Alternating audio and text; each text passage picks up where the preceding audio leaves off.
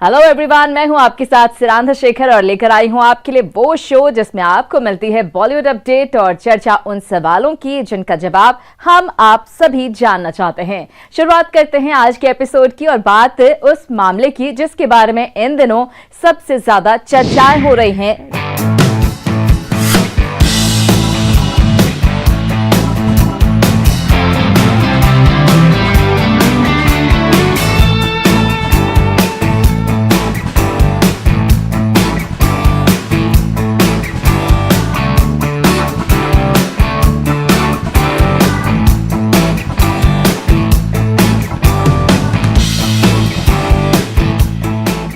Bollywood actor Manoj Vajpayee अपना birthday celebrate कर रहे हैं। मनोज वाजपेयी इस समय अपने परिवार के साथ खुशियों को शेयर कर रहे हैं और लॉकडाउन के चलते घर में ही परिवार के साथ मस्ती कर रहे हैं। लेकिन वो इस बात को लेकर बेहद खुश हैं कि उनका परिवार इस समय उनके साथ है। आज भले ही मनोज वाजपेयी फिल्म इंडस्ट्री का जाना माना चेहरा है, लेकिन उनका यहाँ तक का सफर इतना आसान नहीं था। बिहार के पश्चिमी चंपारण के छोटे से गांव बेलवा में जन्मे मनोज वाजपेयी ने अपनी जिंदगी में काफी स्ट्रगल किया है। मनोज का जन्म पश्चिमी चंपारण जिले के नरकटियागंज के छोटे से गांव बेलवा में 1969 को हुआ था। उनके पिता किसानी किया करते थे। मनोज वाजपेयी ने बचपन में ही तय कर लिया था कि उन्हें एक एक्टर बनना है। 17 साल की उम्र में उन्होंने इस बात का ऐलान कर दिया था। मनोज बताते हैं कि वो एक्टिंग तो पहले से ही करना चाहते थे, लेकिन अमिताभ बच्चन स्टारर जंजीर देखने के बाद उन्हें लगा कि वो अब एक्टिंग के अलावा कुछ और नहीं कर पाएंगे। जिस समय उन्होंने एक्टर बनने का सपना सजा लिया था, उस दौरान उनके अपने गांव में थिएटर नहीं हुआ करते थे, लेकिन उन्होंने मन बना लिया था और उन्होंने इसके लिए लिटरेचर का सहारा लिया था। मनोज वाजपेयी ने अपने पिता को बताए बिना ही दिल्ली आने का फैसला ले लिया था। इस पर उनके पिता काफी नाराज भी हुए थे। साथ ही उनके पिता ने कहा था कि वो उनकी पढ़ाई का खर्च नहीं उठा पाएंगे। ऐसे में मनोज ने कहा था कि वो अपना खर्च खुद उठा लेंगे। फिलहाल उनके मन में कुछ और करने का जुनून था, इसलिए मनोज ने अपने पिता को ये भी नहीं बताया था कि वो एक्टिंग करने के लिए दिल्ली जा रहे हैं। मनोज के पिता चाहते थे कि वो डॉक्टर बने, लेकिन वो बचपन से ही एक्टिंग करना चाहते थे। अपने करियर की शुरुआत मनोज वाजपेयी ने 1995 में दूरदर्शन पर प्रसारित होने वाले सीरियल स्वाभिमान से की थी। रुपहले पर्दे पर मनोज वाजपेयी शेखर कपूर की चर्चित फिल्म बैंडिट क्वीन में नजर आए। इस फिल्म में मनोज वाजपेयी ने डाकू मान सिंह का किरदार निभाया था। फिलहाल मनोज वाजपेयी की तरफ दर्शकों का ध्यान उस वक्त गया जब वो रामगोपाल वर्मा की फिल्म सत्या में भीखू महात्रे के विलन के किरदार में नजर आए। मनोज वाजपेयी की करियर की दूसरी सक्सेसफुल फिल्म शूल थी, जिसमें उन्होंने एक ईमानदार पुलिस ऑफिसर का किरदार निभाया था जो करप्शन और गुंडागर्दी से लड़ता है। मनोज वाजपेयी को कमर्शियल फिल्मों की बजाय लीक से हटकर फिल्में करने के लिए जाना जाता है। फिल्म सत्या और शूल के लिए मनोज वाजपेयी को 2 बार नेशनल फिल्म अवार्ड भी मिल चुका है। आपको बता दें कि मनोज वाजपेयी की 2 शादियां हुई हैं। पहली शादी उनकी साल 1990 में हुई थी। फिलहाल उनकी ये शादी ज्यादा लंबी नहीं चल पाई थी, जिसके बाद उन्होंने साल 2006 में बॉलीवुड एक्ट्रेस शबाना रजा के साथ दूसरी शादी की, जिससे उनकी एक बेटी भी है और अब दोनों साथ में काफी खुश हैं।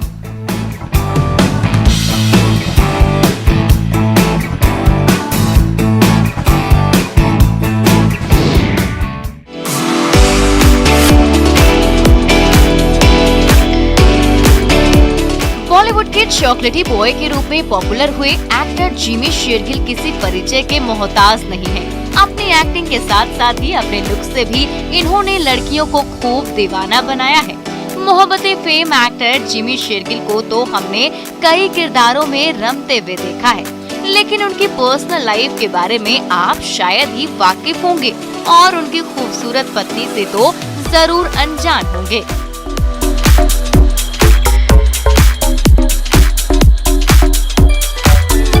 फिल्म मोहब्बतें के सुपरहिट होने के बाद जिमी शेरगिल ने अपनी पहचान एक चॉकलेटी लवर बॉय के रूप में बना ली थी। बहुत सी लड़कियां जिमी की दीवानी थी। उन्हीं लड़कियों में से एक उनकी वाइफ प्रियंका पुरी भी थी। प्रियंका ने खुद बताया था कि वो जिमी पर फिदा हो गई थी। जिमी और प्रियंका की पहली मुलाकात दिल्ली में एक शादी में उनके कजन के जरिए हुई। हालांकि इस मुलाकात को प्यार में बदलने में थोड़ा वक्त जरूर लगा।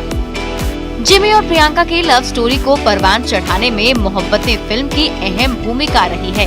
प्रियंका ने कहीं बोला था कि मोहब्बतें की स्क्रीनिंग के दौरान मैंने अपने पिता से कहा था कि मैं इस लड़के से ही शादी करूंगी। ऐसे में हम दोनों के लिए मोहब्बतें बेहद खास है और इसलिए मुझे ये फिल्म सबसे ज्यादा पसंद है। एक इंटरव्यू में प्रियंका ने बताया था कि हमारी मुलाकात एक खास दोस्त के जरिए एक शादी में हुई थी। उस समय माचिस फिल्म आ चुकी थी। उन दिनों प्रियंका अपने पिता के साथ उनके काम में हाथ बटाती थी।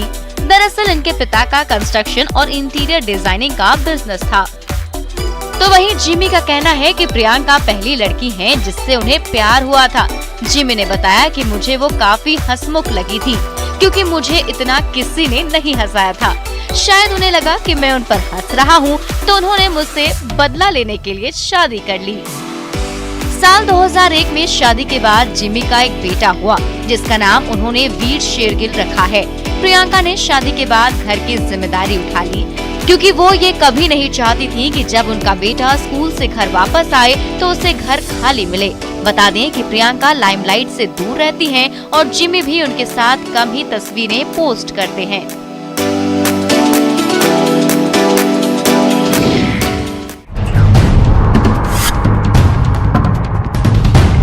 Bollywood actress Kangana Ranaut social media पर काफी एक्टिव रहती हैं। वो अपनी बेबाक बयान और निडरता के लिए भी जानी जाती हैं।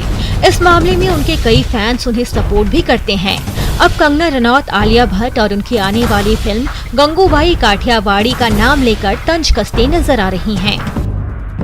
कंगना रनौत उस रिपोर्ट पर रिएक्शन दे रही थीं, जिसमें कहा गया था कि कोरोना वायरस महामारी के चलते थलाइवी को डिजिटल प्लेटफॉर्म पर रिलीज किया जाएगा।